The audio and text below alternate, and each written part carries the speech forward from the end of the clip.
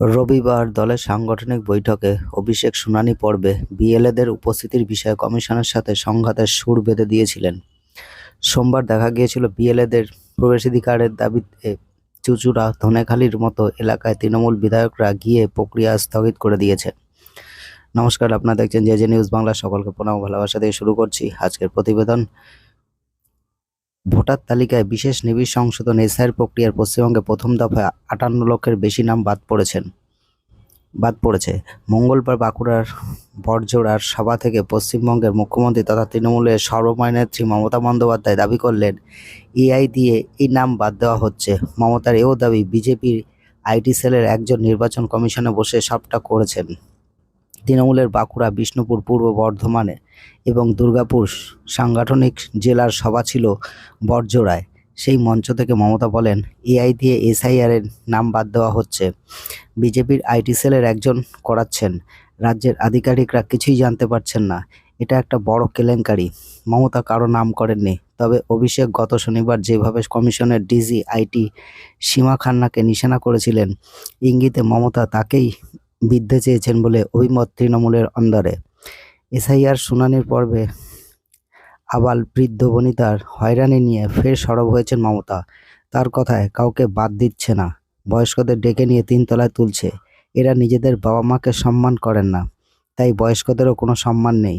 এসআইয়ের আতঙ্কে যারা মারা গিয়েছেন তাদের নামে জেলায় জেলায় শহীদ বেদি গড়ার ডাকও দিয়েছেন তৃণমূল নেত্রী।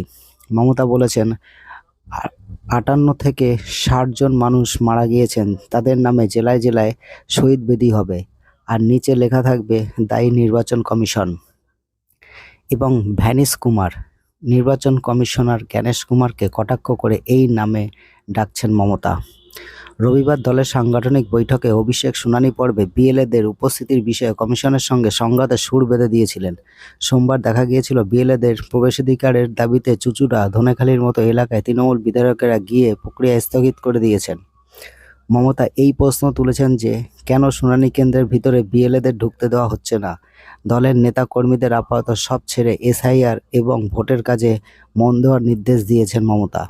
তার কথায়, এখন সব পিকনিক উৎসব বন্ধ। এখন একটাই উৎসব, সেটা গণতন্ত্রকে বাঁচানোর উৎসব। 2021 সালের ভোটের আগে তৃণমূলের অন্যতম স্লোগান ছিল খেলা হবে। এবারে ভোট সেই খেলার নতুন নামকরণও করে দিলেন। তার কথায়, এবার খেলা হবে, সেই খেলার নাম হবে ফাটাফাটি। কেউ ভয় পাবেন না, দলের কর্মীরা আমাদের সম্পদ। তাদের বলবো, শক্তিশালী হয়ে ঘুরুন।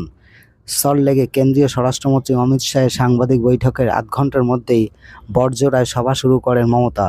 তারপরে শাহের উদ্দেশ্যে বলেন, ভোটের আগে আরও আসবেন, তখন নাড়ু খাওয়াবো। নারকেল নাড়ু, তিলের নাড়ু, বাংলায় অনেক নাড়ু পাওয়া যায়। একদিকে নাড়ু আর অন্যদিকে মা বোনদের হাতে থাকবে। তারপর আর কিছু বলেননি। তারপরেই জনতার থেকে আওয়াজ আসলো, মমতা না বললেও জনতার মধ্যে থেকে আওয়াজ ওঠে, ঝাড়ু। ছি, এরকম ভাষার ধিক্কার জানাই। তো এই ছিল আজকের প্রতিবেদন। দেখা হবে নেক্সট ভিডিওতে।